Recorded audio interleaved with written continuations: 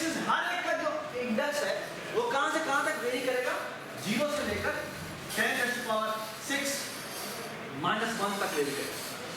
और जैसे कि एक इसका इंडेक्स 10⁻⁶ -1 तक पहुंचता है, हम क्या करेंगे, हम अगला चांस जोड़ते हैं, उसी का अगला चांस जोड़ता है सर, जो उसका पॉइंटर और फिर इसके वाले पॉइंटर को दोबारा 0 करते हैं। ओके, तो कोई डेफिनेशन नहीं, क्योंकि अब जो तुम्हारा डेटा है वो उसमें हो दोबारा से अगला वाला पार्ट आ चुका है।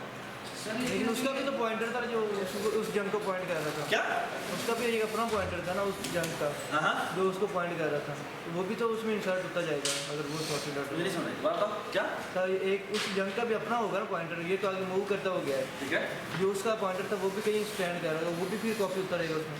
फिर समझिए चंक का जो स्टार्टिंग पॉइंट है कि ये चंक जो है वो यहाँ से स्टार्ट हो रहा है, एक तो आपका पॉइंटर है ना जो आगे मूव करता जा रहा है, और एक है जो चंक का स्टार्ट, वो उसका वो क्या कह रहे तुम, उससे क्या होगा, वो डुप्लीकेशन ही हो जाएगी दोबारा से। एक्चुअली होगा क्या कि ये मैंने 10 फाइल पॉइंटर रखे हैं। फाइल पॉइंटर एक्चुअली कहाँ पॉइंट कर रहे हैं, फाइल में किसी इंडेक्स को पॉइंट कर रहे हैं। तो ये फाइल इंडेक्स को करा एक एमबी जैसे मैंने लोड किया तो ये इंडेक्स यहाँ पर रुका हुआ है। आप बेटा जी अब अगला चंक मुझे लोड कर दीजिए, तो अगला चंक मुझे लोड कर देगा और अगला फाइल पॉइंटर दोबारा आगे मूव होगा। ओके जी बोले। सर ये थोड़ा मैं शायद गलत हो, ये आपके 10 चांस है, उन 10 चांस में से आप उन सब की मिनिमम फाइंड करें, ठीक है, और उसके बाद उसको नई फाइल में इसको नई फाइल में, ठीक है, फिर उनमें से सेकंड मिनिमम फाइंड करें, सेकंड में फाइल करें, वो भी यहाँ पर ऐड करें, ठीक है। हाँ, तो इस ये काम हम करते जाएंगे अंटिल कि हमारा कोई एक चंक खत्म हो जाए। अगर कोई हमारा एक चंक खत्म हो गया तो हमें उसी का अगला चंक लोड करना है, क्योंकि ये 100 MB के चंक्स है, लेकिन इसमें से मैं सिर्फ 1 MB उठाया, ठीक है, तो मुझे इसमें से अगला MB उठाना पड़ेगा, फिर अगला MB उठाना 10 MB उठा सकते हैं ना, हम उठा सकते हैं 10 MB, लेकिन 10 MB में नहीं उठाता, ठीक है। मुझे 1 MB से ज़्यादा खाने की जरूरत नहीं, ओके, मुझे 1 MB से ज़्यादा खाने की, एक्चुअली ये ट्रेड ऑफ है कि तुम कितना रैम में लोड करना चाहो। ये पूरी की पूरी इसके ऊपर डिबेट है, जो हमारा एक्चुअली आखिरी लेक्चर है कि हमें कितना चंक उठाना चाहिए। ये बॉटल है, ये एक्चुअली रैम के बाकायदा पूरे बॉटल नेक होता है कि किस तरह से इसको इम्प्रूव किया जाए। सर अगर एक चंक कंप्लीट हो गया 10 MB वाला, एक मिनट रुको, हाँ भाई क्या 100 MB वाला, नहीं 10 MB वाला जो एक पार्ट है हाँ वही कंप्लीट हो जाता है। क्या दोबारा बोलो। अभी तो आपने बोला है ना कि उसका इंडेक्स कंप्लीट हो जाता है। नहीं देखो मेरी बात सुनो, बात बड़ी सीधी है। मैंने ये 1 MB उठाया, ये 1 MB उठाया, ये 1 MB उठाया, ये सारा था, ठीक है, ठीक है। हम करते क्या है कि और ये टोटल कितना बनेगा, ये 10 MB 10 MB बनेगा, ठीक है। यानी कि अब मेरे पास टोटल जो रैम मेरी 100 MB की है, लेकिन मैंने जो इसमें पोर्शन यूज कर रहा हूँ मैं 10 MB का यूज कर रहा हूँ, ठीक है। ऑलराइट, 1 MB इसको उठाया, 1 MB इसको उठाया एंड सो ऑन, ठीक है। एक्चुअली ये मैंने 10 MB रखा हुआ है ना, ये 10 MB नहीं होगा, ये इससे करस्पॉन्डिंग एक्चुअली मैंने पूरा एक प्रायोरिटी क्यू रखी है। मैं भी तुम्हें थोड़ी देर बताता हूँ इसकी डिटेल क्या है। अच्छा, आइडिया क्या है, आइडिया बड़ा सिंपल है कि मैं 1 MB 1 MB 1 MB 1 MB करता हूँ, इनमें से जो भी इसको कंपेयर करता हूँ, जो मिनिमम उठाता है वो मैं यहाँ पर राइट करता हूँ, ठीक है। ऑलराइट, एक्चुअली जो राइट करने का भी तरीका थोड़ा डिफरेंट होता है। यहाँ पर एक्चुअली एक और भी मेरे पास मैं एक अरे बनाता हूँ या वेक्टर बनाता हूँ। मैं एक्चुअली क्या करता हूँ, जो भी मिनिमम होगा ना वो मैं इस पर राइट करता हूँ, ठीक है। और फिर जब ये मेरा फिल हो जाता है तो मैं इसको जाके पूरे का पूरा जाके अरे में राइट करता हूँ, इस फाइल में जाके राइट करता हूँ, ओके। और इसकी एक बहुत बड़ी वजह होती है, और वो वजह हम थोड़ी देर में डिस्कस करते हैं। और आइडिया चल मैं ये बताता हूँ उसकी डिटेल क्या है कि ये मैंने क्यों रखा। अच्छा, आइडिया ये मैं जो बता रहा बात कि 10 MB वाली तुम्हारी फाइल होगी, ये एक्चुअली ये 10 MB का जो मैंने टोटल उठाया होगा, ये मेरा क्या होगा। आइडिया ये है कि हम एक काम करते हैं कि हम एक प्रायोरिटी क्यू बनाते हैं, ठीक है। प्रायोरिटी क्यू में क्या चीज इंसर्ट होगी, प्रायोरिटी क्यू क्या इंसर्ट होता है, हाँ प्रायोरिटी क्यू प्रायोरिटी क्यू हमेशा एक ही होती है। हम प्रायोरिटी क्यू बना रहे हैं ना, अब प्रायोरिटी क्यू में प्रायोरिटी क्यू का कोई कंपैरिजन बेस होता है, ठीक है ना। तो मैं क्या करता हूँ, मैं एक so the idea is the following कि हम क्या करते हैं कि यार इधर देख लो मैं क्या हो गया। आइडिया इज द फॉलोइंग कि मैं ये ना एक फाइल बनाऊंगा जिसका एक क्लास बनाऊंगा जिसका नाम डेटा, ठीक है, या पेयर भी कह सकते हैं, जो मर्जी कहना चाहें। ये जो मेरी क्लास है ना डेटा, इसमें दो चीजें हैं, ठीक है। एक है इंटीजर वैल्यू, ठीक है, और एक है integer chunk index, okay. Chunk index इसके कंस्ट्रक्टर होंगे एंड सो ऑन, ठीक है। इसकी डेटा सेटर होंगे जो भी आप समझ सकते हैं। और इसका आई थिंक जो भी प्रायोरिटी क्यू के लिए तुम्हें ऑपरेटर चाहिए, लेस देन और ग्रेटर देन, आप जो भी इंप्लीमेंट करना चाह सकते हैं, या वो कंपेयर फंक्शन बनाना है तो आप उसका बना लें, ठीक है। आइडिया क्या है? आइडिया ये है कि मैं एक्चुअली क्या करूँगा, इसका मैंने एक एमबी उठाया, इसका भी मैंने एक एमबी उठाया, इसका भी मैंने एक एमबी उठाया, इसका भी एक एमबी उठाया। कितने एमबी मैंने उठाया? 10 एमबी। जितने मेरे चांस हैं उतने मैंने एमबी उठाया। अब मैं करता पता क्या हूँ, करता ये हो कि ये मेरी प्रायोरिटी क्यू है, ये जो पी क्यू है, मैं इसके अंदर ये सारी वैल्यूज इंसर्ट करूँ। लेकिन इंसर्ट कैसे करूँगा? इंसर्ट मैं ऐसे करूँगा, ये है चंक इंडेक्स भी कर लेते हैं और साथ एक ये चंक इंडेक्स, और इस तरह से ये है इंटीजर आई फॉर इंडेक्स, ठीक है। आइडिया क्या है? आइडिया ये है कि फॉर एग्जांपल ये जो मैंने पहला एमबी है, ये पहला एमबी था, इसका चंक नंबर कौन सा बनता है? ये है चंक नंबर 0। ये चंक नंबर कौन सा होगा? ये चंक नंबर कौन सा होगा? ये चंक नंबर कौन सा होगा? 3, 4 एंड सो ऑन, ठीक है। अच्छा, ये जो प्रायोरिटी क्यू है, ये प्रायोरिटी क्यू मैं इस वैल्यू के ऊपर बेस पे बनाऊंगा, ओके। ये प्रायोरिटी क्यू के अंदर जो एंट्रीज पड़ी होंगी वो किस बेस पे ऊपर नीचे हो रही होंगी? वो इस वैल्यू की बेस पे होगी, ओके। लेकिन जो डेटा में वैल्यू पड़ी हुई है वो क्या क्या पड़ी हुई है? वो ये पड़ी हुई है कि उस वो वैल्यू क्या है और क्या पड़ा हुआ है, ये किस चंक की वैल्यू है, ओके। और साथ ये पड़ा हुआ है कि ये कौन सा, इस चंक का कौन सा इंडेक्स है। ये बात समझ? अब मैं क्या करूंगा, मैंने एक एमबी उठाया और इस प्रायोरिटी क्यू में इंसर्ट मार दिया, ओके जी। आप बता सकते हैं प्रायोरिटी क्यू के टॉप पे कौन सा एलिमेंट पड़ा? कौन सा मिनिमम? जो इन 10 चंक में से सबसे मिनिमम होगा। ये बात समझ आ गई? सो सिंपल है, ओके।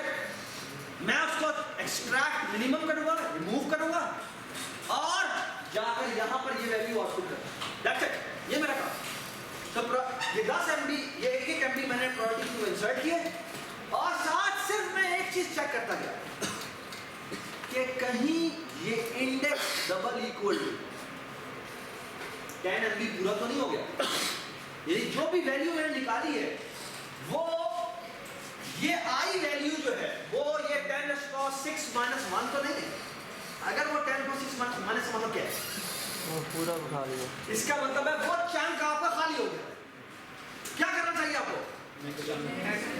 उसी चंक का नेक्स्ट एमबी आपको उठाना। क्या करेंगे? ये आपका चंक इंडेक्स पता है, ठीक है। इस चंक इंडेक्स के कॉरस्पॉन्डिंग जो भी फाइल पॉइंटर है उसे कहो भाईजान अगला एमबी मुझे दो।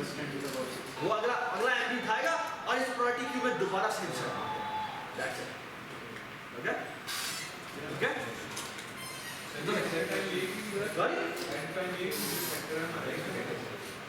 एक बात क्या एक सबसे पहले इनिशियलाइजेशन है। इनिशियलाइजेशन में वो क्या करता है कि वो एक एमबी इसका, एक एमबी इसका, एक एमबी इसका, एक एमबी इसका, सब एक एमबी उठा लेता है। और इस प्रायोरिटी क्यू में इंसर्ट है। ओके, प्रायोरिटी क्यू में कितने एलिमेंट्स होंगे? हाँ, कितने होंगे? हाँ, अभी इसके अंदर प्रायोरिटी क्यू के अंदर 10 एमबी, ठीक है, और वो रैम में आ सकता है, कुछ तो नहीं है ना। अब हम क्या करते हैं, अब हम ये जो मैंने प्रायोरिटी क्यू बनाई ये इन रैम है, रैम के अंदर बनी है, ठीक है। हम क्या करते हैं, हम पॉप करते जाते हैं, पॉप करते जाते हैं, पॉप करते जाते हैं, ठीक है। जिस मोमेंट के ऊपर मैंने जो एलिमेंट पॉप किए, अगर वो किसी चंक का आखिरी इंडेक्स था, तो हम क्या करते हैं, उसका अगला एमबी लोड करते हैं और उसका अगला एमबी लोड करके प्रायोरिटी क्यू में दोबारा से इंसर्ट करते हैं। Okay, that's it. हाँ, पूरा एमबी उठाकर हम इसमें इस प्रायोरिटी क्यू में डालते हैं। अब अगर वो ये जो नया एमपी ने उठाया है, अगर इसमें से कोई वैल्यू मिनिमम हुई तो वो प्रायोरिटी क्यू टॉप पर आ जाएगी। ये प्रायोरिटी क्यू की क्या प्रॉपर्टी होती है कि वो मिनिमम सबसे ऊपर ले आता है। तो मिनिमम को कंपैरिजन करने वाला सारा काम वो प्रायोरिटी क्यू खुद है। That's such a beautiful. Okay, what over बिल्कुल प्रायोरिटी क्यू जिस तरह से तो टॉप पर जा रही है उसी तरह से राइट। हां, -1 2 4 3 नहीं -1 5 6 यार एक काम देखो, हम एक छोटी सी एक एग्जांपल रन कर लेते हैं, ठीक है। यार प्लीज बात सुने। लेट्स से कि मेरे पास ये वैल्यू पड़ी है 1 5 10 15 17 60, ठीक है।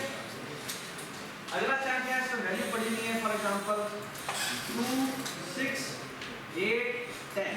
चंक अंदर से सॉर्ट है। हाँ, चंक्स अंदर से सॉर्ट। हाँ, चंक अंदर से सॉर्ट, ये तो हमें करती है सॉर्ट, ठीक है। और फिर अपने फॉर एग्जांपल उठाया यहाँ पर और मैं अगर 3 ही है, इसमें 90 भी ठीक है, 90 95 96 97 सॉर्टेड हो गए। ओके, अगला पड़ा हुआ फॉर एग्जांपल 6 7 8 9। ओके जी, मैं आप एक एक एमबी नहीं उठा रहा, मैं कहता हूँ फॉर एग्जांपल मैं दो वैल्यू उठा रहा हूँ, ये दो वैल्यू उठाई मैंने, ये दो वैल्यू उठाई, ये दो वैल्यू उठाई, ये दो वैल्यू प्रायोरिटी क्यू में ये दो वैल्यू था, यानी मेरा जो प्रायोरिटी क्यू है वो दो ये इसके यानी मेरा चंक साइज जो है वो फिर इसमें जो मेरा लोड हो सकता है वो दो का है, ठीक है। अच्छा, प्रायोरिटी क्यू में सब क्या है, टॉप पे क्या वैल्यू 1 हो, शाबाश, है ना। ये भी पूरा लोड हो चुका है, ये भी लोड हो चुका है, ये भी लोड हो चुका है, ये भी लोड, ठीक है जी। बताएंगे सबसे पहले क्या रिमूव होगा? हाँ, 1 एरिया 500 1 हो गया, ठीक है, 1 रिमूव हो गया, 1 रिमूव हुआ, 1 यहाँ राइट हो गया, ठीक है। अच्छा, अब बताओ आप कौन सा 1 रिमूव हो गया, ये मैं काट रहा हूँ, ठीक है, ये रीड में होगा नहीं लेकिन कर जाऊंगा। आगे बताओ अगला कौन सा रिमूव होगा? सर ये जैसे वो काट होगा तो नेक्स्ट सेक्शन नहीं होगी क्या? जैसे एक नहीं, बिल्कुल नहीं हो, जब तक कि उस का आखिरी इंडेक्स वाला नहीं आता, ओके, जब तक उसके आखिरी वैल्यू इस चंक की निकल नहीं जाती, ओके। आगे क्या होगा? अब कौन सा एलिमेंट निकलेगा? 2 निकलेगा, ओके, ये 2 निकल गया, ऑलराइट। अब क्या निकलेगा? अब निकलेगा 5। जैसे ही 5 निकलेगा तो यहाँ पे 2 भी आ गया, ये 2 भी आ गया जी। जैसे ही 5 निकलेगा क्या होगा? जैसे ही 5 निकलेगा साथ ही उसका अगला एमबी लोड हो जाएगा, और अगला एमबी क्या है? 10 और 15, ये भी लोड, ये भी प्रायोरिटी क्यू में, ओके। अब क्या होगा? ये सॉरी 5 इधर आ गया जी। अब क्या होगा? अब किसे निकलना चाहिए?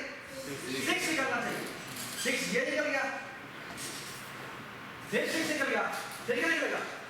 नहीं, बार जब से 6 निकला साथ ही अगला चंक भी लोड हो गया, मेक सेंस? अब क्या होगा? अब 7 होगा, ठीक है, जैसे 7 का चंक खत्म हुआ है, ठीक है, साथ ही आपका 8 और 9 भी लोड, मेक सेंस? ठीक है, सॉरी जैसे बार में अगर आपका चंक जो है, फिर आपको चंक चेक लगाने पड़ेंगे, अगर ये पूरा चंक ही खत्म हो गया तो then you should stop for this, okay? Alright, ठीक है, तो कुछ चेक्स लगेंगे कि कोई एक खत्म हो गया तो उसको चेक करने की जरूरत है। सर आपने दो एलिमेंट्स यूज किए। क्योंकि मेरे पास मैं कह रहा हूँ कि मेरी प्रायोरिटी क्यों है ना, उसमें जो मैं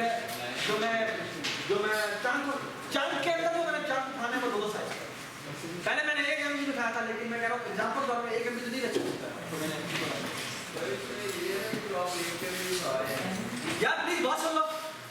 जितना मिनिमम चंक हम उठा सकते हैं उतनी इसकी बॉडी में होगी। नहीं, ये पूरी की पूरी डिस्कशन है जिसको जो एक एक्चुअली कंप्यूटर साइंस की पूरी ब्रांच है जिसको कहते हैं आईओ एल्गोरिथम्स, और वो ये है आईओ एल्गोरिथम का मतलब ये है इनपुट आउटपुट से रिलेटेड, और उसमें ये है कि हमें ये जो चंक है ये छोटा रखना चाहिए या बड़ा रखना चाहिए, okay?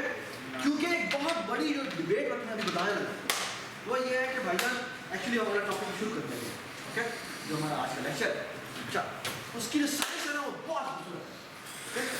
The idea is the following, आपकी हार्ड डिस्क आपके जितने भी अब आप सी बात है, अभी तक आप जो ट्रेन हुए हैं ना वो प्रैक्टिकली ट्रेन नहीं है।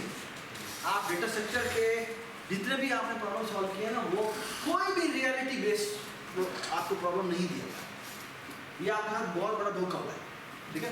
मैं आपको आज पहली तस्वीर उठाना आपके सामने बात सुनो।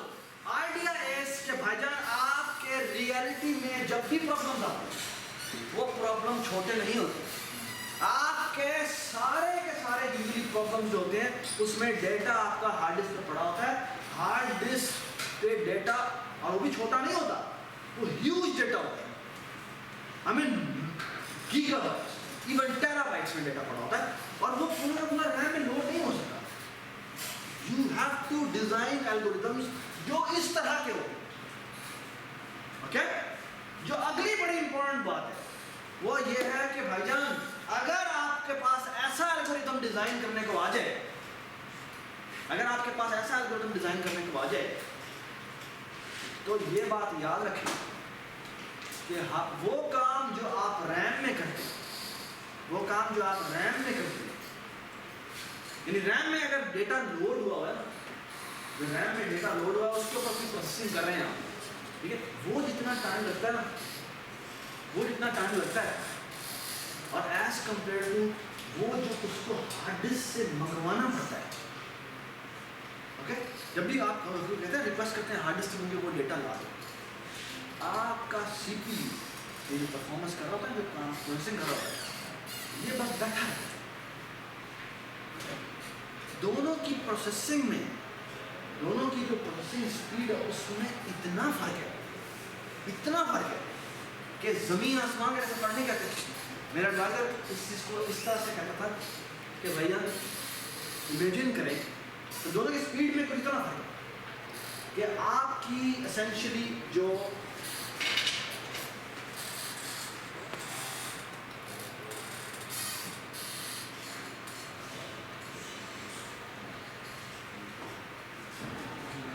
मैं आपको एक चीज़ दिखाना चाह रहा हूँ, ये तस्वीर बड़ी इंपॉर्टेंट है।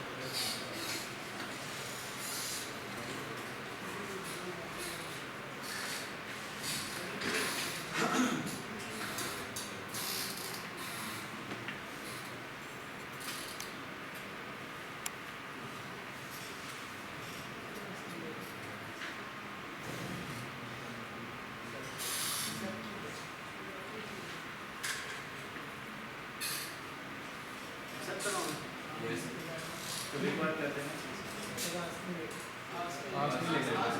एक आता है सबसे बंद करो, ये कर दो, बंद करिए ये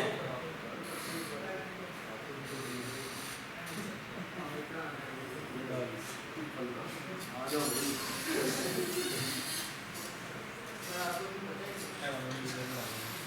अच्छा जी, ये क्या है? ये जी आपकी हार्ड डिस्क होती है, ठीक है?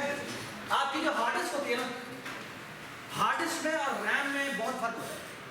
आपकी रैम का जो आर्किटेक्चर होता है कुछ इस तरह का होता है कि रैम एक्चुअली कुछ इस तरह की चीज़ होती है कि वो फ्लिप फ्लॉप के थ्रू पूरी बनी होती है, और इसमें होता क्या है कि उसका जो रैम है ना, जो रैम है ना, रैम का ये पार्ट समझने की पूरी पूरी अरे है और वो आपको रैंडम एक्सेस देती है।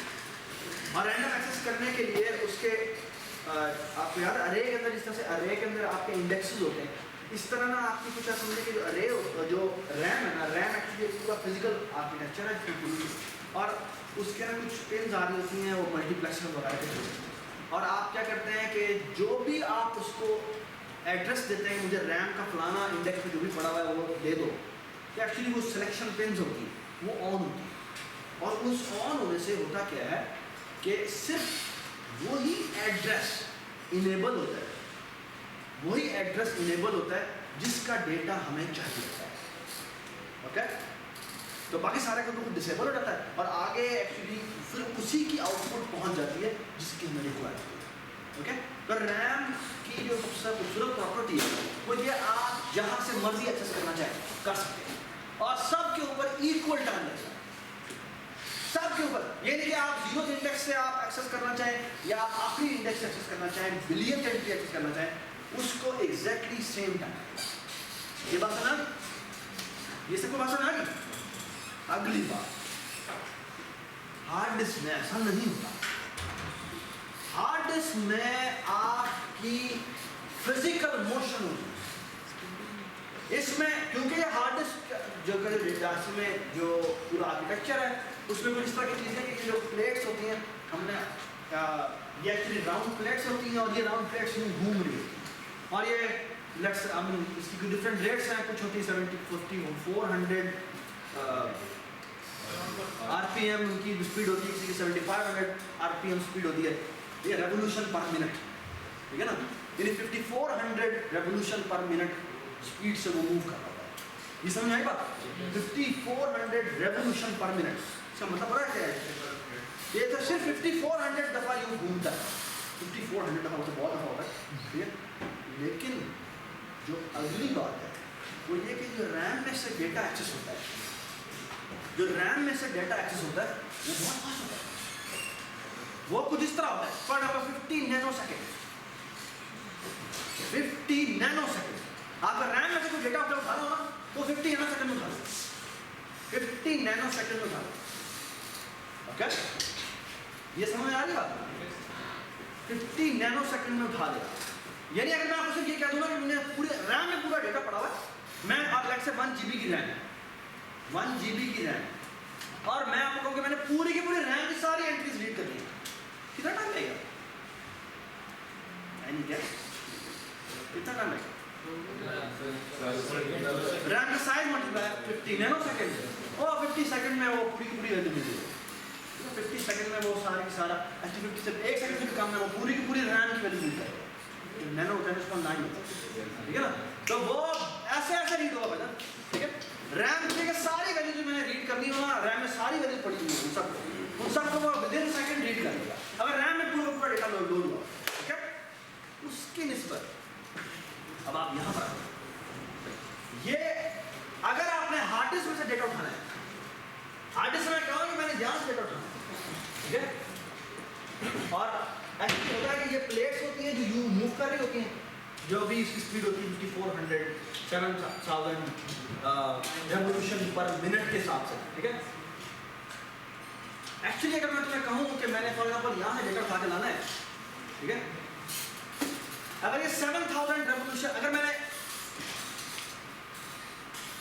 यदि डिफरेंस है ना दोनों की स्पीड में, वो कितना है ना, बात करूँ दोनों के दरमियान स्पीड में डिफरेंस कितना होगा आपने कहा?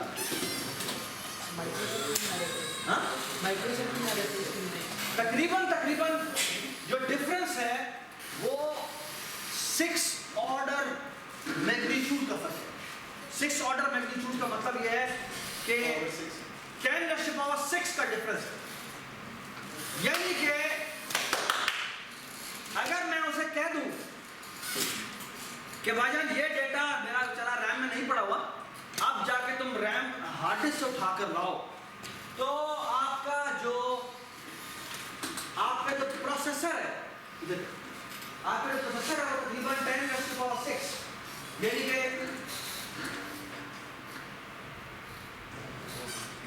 तकरीबन 1 million clock ticks, 1 million clock ticks के लिए वो वेट कर रहा है। हार्ड डिस्क से डेटा लाने को, अगर आपने हार्ड डिस्क से डेटा लाने को कह दिया और उसके दरमियान में ऑर्डर ऑफ मैग्नीट्यूड का डिफरेंस जो है वो 10 पावर अगर 6 का डिफरेंस है जो कि होता है आमतौर पे, तो वो तकरीबन 1 मिलियन क्लॉक टिक्स के लिए वो ऐसी पूरी बना कि भाई डेटा आएगा तो मैं कुछ काम करूँ। ये बात सुनाई कि आपका जो हार्ड डिस्क से डेटा उठाना है वो बहुत कॉस्टली होगा, it's extremely costly operation. Okay, alright. Actually मेरा एडवाइजर को इस तरह से कहता है कि भाई अगर आपको कहा जाए कि आपने हार्ड डिस्क से डेटा उठाना है तो ये बिल्कुल वैसे ही है कि जैसे मैं आपको कहूँ कि भाई मेरे शार्पनर, ये आपका ये मेरी पेंसिल तो घर दें, ठीक है, तो आपके पास शार्पनर है, आपने यूँ लड़ा और आपने दे ये लगाइए, ठीक है। लेकिन अगर आपके पास शार्पनर ना हो और मैं आपको कह दूँ कि ये लो भाई पेंसिल, ये शार्पनर में दे, तो राजा आप अपना बोरिया बिस्तर उठाएं, ठीक है, आप यहाँ से पैदल चलना शुरू, आपने जाना है बर्रे आज़म ऑस्ट्रेलिया, ठीक है, वहाँ तक आप पैदल जाएं, पैदल जाकर वहाँ पे कोई दुकान है, वहाँ पे दुकान हो भी कोई दुकान पे आपको ढूंढनी पड़ेगी। नहीं सर, इतना भी ज़्यादा That's how exactly it is. The difference is exactly that much. शायद ये मैं कम बता, okay? वहाँ आप जाकर वो दुकान ढूंढे, वहाँ से आप शार्पनर लेके आए और वो आप घर के लेके आएंगे और इतनी देर आपको लगेगी। This is the difference between, जब मैं कहता हूँ कि ऑर्डर ऑफ मैग्नीट्यूड का डिफरेंस, ओके? सर आपको एसएसडी आ गया फिर भी होगा, ठीक है, ऐसे वो सिर्फ कुछ कांस्टेंट्स काम करती है और ज़्यादा फर्क नहीं होता। अच्छा एक मिनट, अच्छा जो अगली बड़ी इंपॉर्टेंट बात है वो ये है कि जो तुम सॉलिड स्टेट वाली बात कर रहे हो उसमें भी मसले हैं, फिर भी दरमियान में डिफरेंस बहुत ज़्यादा है, ठीक है। अच्छा वो ये कि ऑस्ट्रेलिया तो मैंने जाना पड़ेगा या तुर्की जाना पड़ेगा और क्या, अच्छा आगे अगली जो बात है वो ये है कि अच्छा, लेकिन एक बड़ी एक और मजेदार चीज़ उन्होंने लिखी है और वो ये है कि ठीक है, जो आइडिया है वो ये है कि आप मुझे अगर आप हार्ड डिस्क से रिक्वेस्ट करने को कहेंगे कि वो डेटा मुझे ला, तो भाईजान मैं आपको पहले बता रहा हूँ मुझे बहुत ठीक है, ये वो पहले ही बता रहा हूँ, लेकिन वो आपको एक एडवांटेज देता है और वो कहता है कि भाईजान इतना दूर तो मैं जा ही रहा हूँ, ठीक है। तो आपको अच्छी तरह याद होगा ये ना वो आपको ये यहाँ मिलते भी लड़के बैठे ना, उनको जब घर में काम करने में कहा जाता है ना कि बाजार से फांसी दे तो वो काफ़ी देर बैठे रहते हैं और सारे क्यूमुलेट हो गए काम कि भाई ये भी लाना, ये भी लाना, ये भी लाना, ये भी लाना, फिर वो इकट्ठा ही जाके देते। एग्जैक्टली यही काम आपका हार्ड डिस्क पे होता है। आई थिंक इसके अगर आप कहें ना कि ये हार्ड डिस्क से ले आओ, तो आप ये हार्ड डिस्क से ले आओ, अब ये हार्ड डिस्क ले आओ, वो मर जाएगा। एक बड़ा एडवांटेज आपको जो हार्ड डिस्क से रीड करने का देता है वो ये है कि आप अगर उसे कहें कि एक डेटा रीड करना है, ठीक है, ये जो रीडर है ना, ये जो रीडर आपको यहाँ नजर आ रहा है, ये जो इसका हेड है ना, ये हेड इस तरह डिजाइन है कि ये हार्ड डिस्क में से जहाँ से आपने रीड करना कहेंगे वो रीड करने के लिए बेचारा वहाँ स्पिन करता हुआ और वो खुद मूव करवाता हुआ वहाँ बन जाएगा। ये तो कोई अमीन इस बात को कोई रोक नहीं सकता, ठीक है। लेकिन इसके अंदर हेड का जो रीडर है उसमें वो रीडर इस तरह इम्प्लीमेंटेड है कि वो पूरा चंक उठा सकता है। चंक का मतलब ये है कि एक्चुअली वो रीडर डिफरेंट टाइप के हो सकते हैं। फॉर एग्जाम्पल वो आपको ना कहता है कि भाईजान मैं 1 MB डेटा इकट्ठा उठा के ला सकता हूँ, इसका क्या फायदा है?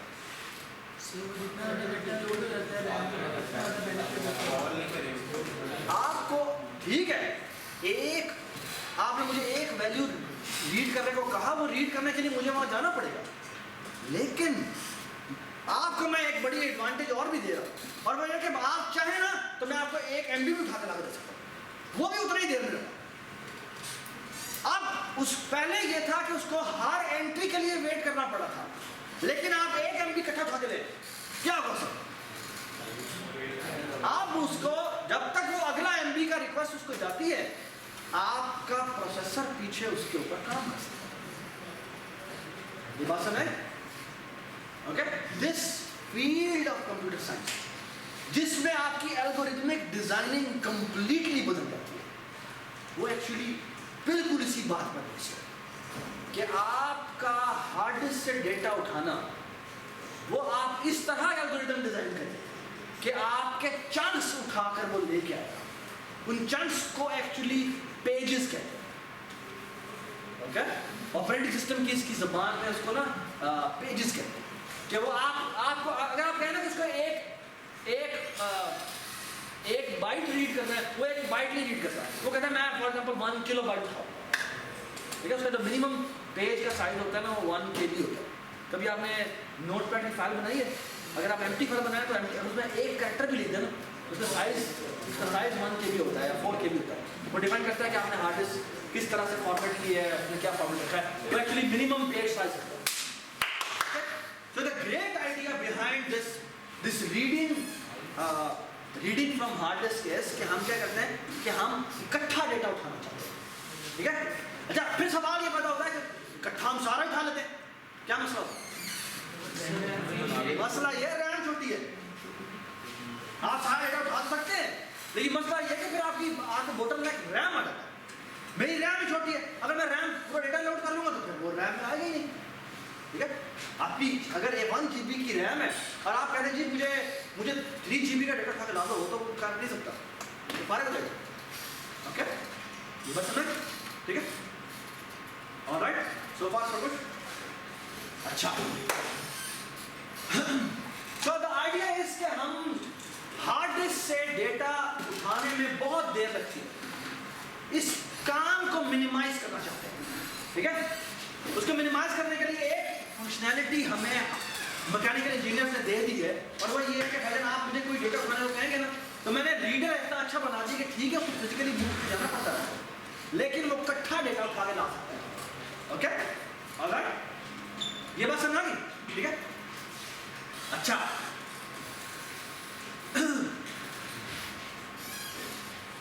ओके, अब जो हम नेक्स्ट डेटा स्ट्रक्चर डिजाइन करने जा रहे हैं वो बिल्कुल इसके ऊपर बेस्ड है। ओके, आइडिया ये है कि हम ये जो IO एक्सेसेस हैं, IO एक्सेस का मतलब ये है कि जब हम हार्ड डिस्क से डेटा रीड करते हैं या उस पर जाके राइट करना चाहते हैं, ये एक्सेसेस मिनिमम करना चाहते हैं। ओके, इसको इतना मिनिमम करना चाहते हैं जितना हम कर सकते हैं। ओके, ये बात समझ, ठीक है। Alright, so the idea is कि क्या हम बाइनरी सर्च जिस तरह हमने पहले इम्प्लीमेंट किया था, उसमें हमारा डेटा जो है उसका ब्रांच आउट फैक्टर क्या होता है? 2 होता था। ओके, हमारा रूट था, रूट से आगे 2 ब्रांचेस जा रही होती थी, फिर दोबारा 2 ब्रांचेस जा रही होती थी, and so on. Okay, the next tree structure which we are about to begin is called B tree. Okay, और जो बी ट्री का आइडिया है, वो आइडिया ये है कि इसके जो ब्रांच आउट फैक्टर है वो हम बहुत बड़ा रखते हैं।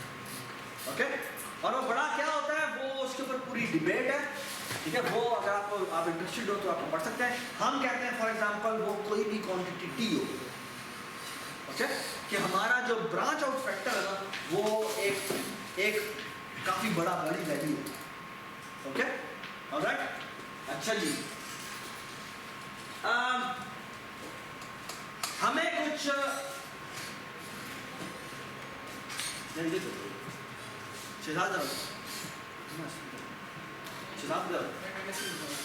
अच्छा, हमारा जो बी ट्री जो कि अभी हम इम्प्लीमेंट करने लगे वो कुछ इस तरह का है कि हमारा जो ट्री होगा वो ट्री इतना ह्यूज होगा कि वो रैम में नहीं आ सकता। ओके, ये सबको बात समझ आई? हमारा जो ट्री है वो इतना ह्यूज है कि वो रैम में लोड नहीं होगा।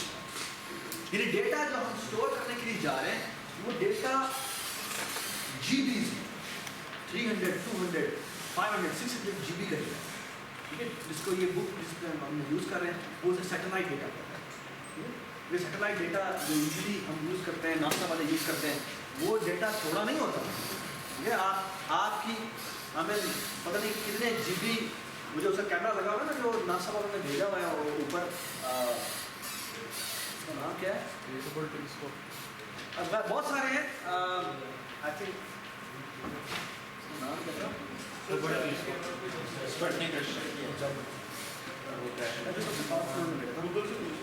बट खैर उसका सिर्फ एक इमेज जो है ना, एक इमेज की क्वालिटी 1 GB। हबल वाला जो है वो मेरे ख्याल में 1 to 4 GB की उसकी रेजोल्यूशन होती है। 1 GB का वो एक इमेज लेता है। That's the power of the image. और इमेजिन करो कि वो, और वो पता नहीं कितने, आई मीन उसकी जो शटर स्पीड होती है ना, वो पता नहीं, आई मीन कुछ मिली सेकेंड होती है।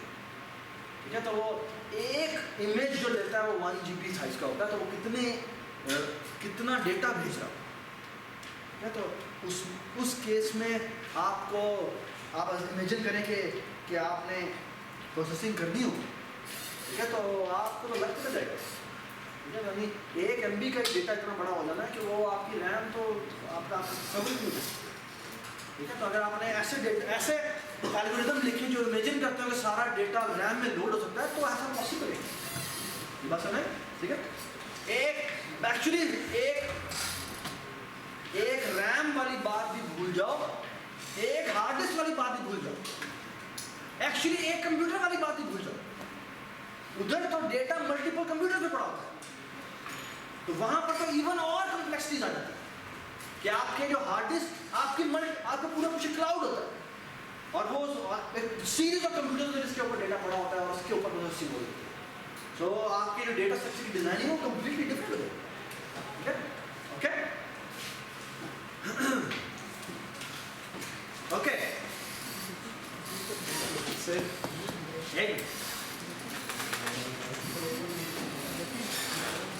चले जी, ये आपको यहाँ पे ट्री नजर आ रहा है ना, ये ट्री है। इसका जो पूरा आइडिया है वो ये है कि ये आपको तस्वीर दिखा रहा हूँ, और ये तस्वीर ये है क्या हुआ, इट्स ए ट्री जिसमें जो वैल्यूज हो सकती हैं। जब बाइनरी ट्री था उसके अंदर एक वैल्यू हो सकती थी हर जगह पर, और उसका ब्रांच और फैक्टर क्या था, 2 होता था। ये भी एक ट्री है जिसको मैं अभी आपको बता रहा हूँ कि फॉर एग्जांपल इसके अंदर जो अंदर पड़ी हुई वैल्यूज हो सकती हैं वो 1000 हो सकती है। ठीक है, और इसका जो ब्रांच आउट फैक्टर है वो 1001। ये बात सुना है? ठीक है, जिस तरह एक वैल्यू थी तो 2 ब्रांच आउट फैक्टर था। तो अब हम जो ट्री बनाने के लिए जा रहे हैं, अब जो हम ट्री बनाने के लिए जा रहे हैं वो कुछ इस तरह है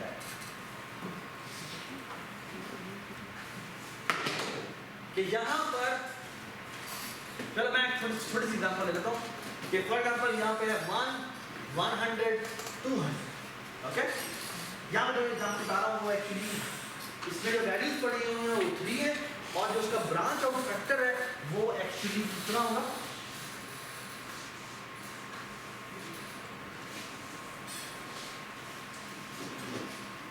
कितना होगा आप बता सकते हैं? 4।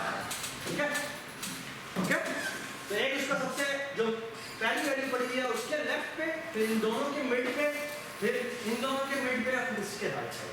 आप बता सकते हैं कि अगर मैंने इस तरह का स्ट्रक्चर डिजाइन करना हो, और ये भी बिल्कुल जिस तरह हमने बाइनरी सर्च ट्री की प्रॉपर्टी हमने मेंटेन की थी, क्या हम इसमें भी ये काम कर सकते हैं? आप बता सकते हैं यहाँ पर जो वैल्यू पड़ी होगी वो कौन सी वैल्यू है? नेगेटिव, जो 1 से छोटी हो। यहाँ पर कौन सी वैल्यू पड़ी हो? जो 1 से बड़ी हो, 100 से छोटी हो। यहाँ पर कौन सी वैल्यू पड़ी हो? 100 से बड़ी। और यहाँ पर कौन सी वैल्यू पड़ी हो? 100 से। So simple. ओके, ये बात समझ? That tree is actually called 343. Why 343? Because it has 3 values and it has a branch out factor of 4. Okay? ये बात सुनाई? तो 3 4 3 कहते हैं। आप इसी तरह से आप चाहें तो यहाँ पर 4 वैल्यूज रख लें, तो उसका ब्रांच फैक्टर क्या हुआ 5, तो ये सिस्टम कहते हैं 4 फैक्टर। ओके ठीक है ना, ये बात समझ। ओके द आइडिया इज कि क्या हम ये जो डेटा ये जो हमारे ये जो हमारा एक नोड है, इसको हम ये हमने 3 रखा, इस तरह हम 4 भी रख सकते हैं, इस तरह हम 5 भी रख सकते हैं। सवाल ये है इसको हम कितना बड़ा करना चाहिए, ये सवाल, इसे हमें कितना बड़ा करना चाहिए। हाँ? देखो हमारा क्वेश्चन क्या था जिसकी वजह से हम यहां से हटे हैं। हमारा डेटा का साइज बहुत बड़ा है। अगर डेटा का साइज बहुत बड़ा हो तो फिर हम चाहते हैं कि इवन सर्चिंग की जो कॉस्ट है, इवन सर्चिंग की कॉस्ट भी हम मिनिमाइज करना चाहते हैं। हम अपने आईओ कॉम्प्लेक्सिटी को मिनिमाइज, ये देखो अपनी बात सुनो, मैंने अगर एल्गोरिथम बनाया है, फॉर एग्जांपल मैं आपको कहता हूं कि अगर मेरे पास मैंने एक ट्री बनाया, ओके एक डीएसटी ट्री बनाया और एवीएल है, कंप्लीटली बैलेंस्ड है, ठीक है। अगर मैंने उसमें ट्रैवर्सल करनी है तो ये आईओ कॉस्ट है। सर अगर पूरा रैम में लोड होती है, अगर नहीं लोड नहीं हो सकता, लोड तो वो हो ही नहीं सकता। आप क्या करें, अगर मैं आपको कहता हूं कि मैंने एक कंप्लीट एवीएल ट्री है लेकिन वो पूरा हार्ड डिस्क पे हुआ है, अब मैंने उसे उठाना हो तो कैसे उठाऊं? अगर वो हार्ड डिस्क पे पड़ा तो आप उठा नहीं सकते, आपको सबसे पहले रूट उठाना पड़ेगा, फिर रूट से आपको पता लगेगा भाईजान ये पॉइंटर उसका फलानी वाली फाइल है, उस फाइल के नाम पर जाएंगे, आप वो वाली फाइल जाके उठाएंगे, फिर आप उसके वाले राइट पर जाएंगे, लेफ्ट पे जाएंगे और जाते जाते आपको n दफा हार्ड डिस्क पर जाना पड़ेगा, n दफा हार्ड डिस्क पर जाना पड़ेगा।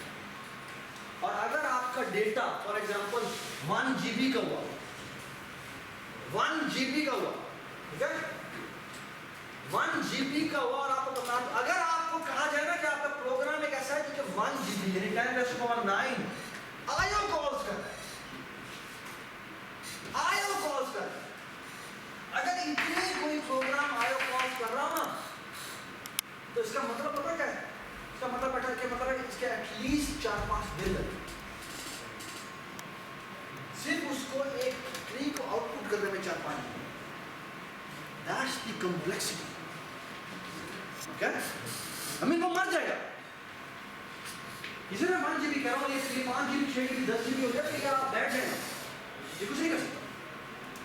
क्या ये सबको बात समझ, ठीक है? ओके हम जो अगली चीज करने के लिए जा रहे हैं वो इस मामले में हमारे ये जो आईओ कॉम्प्लेक्सिटी है ये ड्रास्टिकली एसेंशियल, ठीक है। हम इसको कुछ एमडीज में शायद उससे भी करें, ठीक है। ऑलराइट चले जी। सो द आइडिया इज कि हम क्या करते हैं, ये जो नोड्स हैं इन नोड्स के साइज को बढ़ाना, क्यों बढ़ाना चाहते हैं? ज़्यादा डेटा हम इसको इतना बढ़ाना चाहते हैं, फॉर एग्जांपल अगर मैं इसको 100 कर, अगर मैं 100 कर दूं तो फायदा क्या है?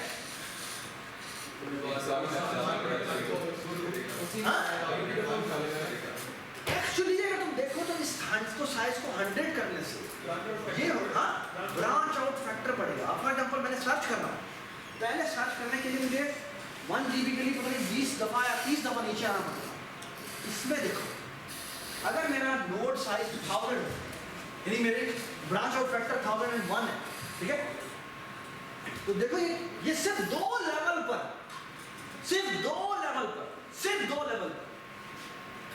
इतनी कीज हैंडल कर लेता है।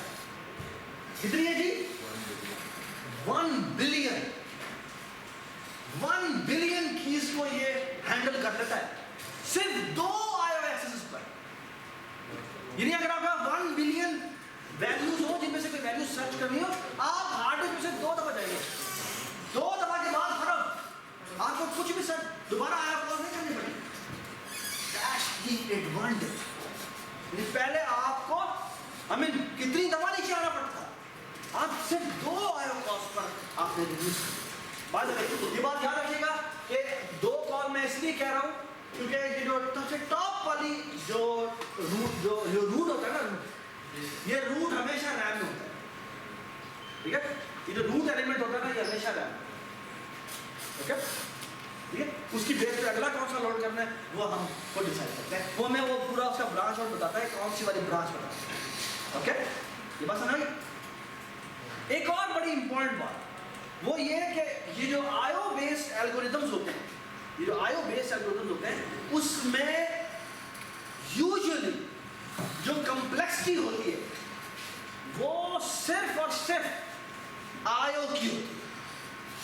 यानी यूजुअली अगर मैं एल्गोरिथम मेरा ऐसा है जिसमें मेरा डेटा इतना मैसिव है कि वो हार्ड डिस्क पे मुझे जाना पड़ेगा, तो एक्चुअली जो वो रैम में लोड होकर काम करता है ना, वो नेग्लिजिबल होता है। यानी वो एक्चुअली जो कॉस्ट रह जाती है वो कॉस्ट सिर्फ और सिर्फ रैम में लोड करने के लिए। तो नहीं कहना चाह रहा हूँ, फॉर एग्जाम्पल मैं कहने चाह रहा हूँ कि जब वो कहता है ना मुझे पहला डेटा ला दो, तो पहला डेटा लाने के से पहले वो सारा काम एक्चुअली पीछे कर चुका है, एक्चुअली वो पैरेलल प्रोसेसिंग कर रहा है। फिर वो कहता है कि मुझे अगला डेटा ला दो, और मेरा डेटा ला के देता है, तो जब वो अगला लेने के लिए जाता है तो वो उसी ड्यूरेशन में पिछला काम कर चुका है। तो जब टोटल कम्प्लेक्सिटी आ जाती है वो सिर्फ आईओ की होती है। Make sense?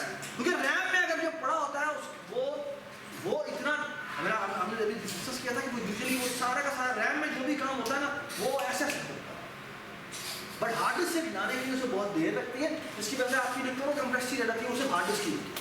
क्या आयो कितने आज के प्रोग्राम में आयो कितने लग रहे थे, बस यही इंपॉर्टेंट क्वेश्चन है। So the whole target will be to minimize number of IOs. Okay, अगर आप IOs को मिनिमाइज करते हैं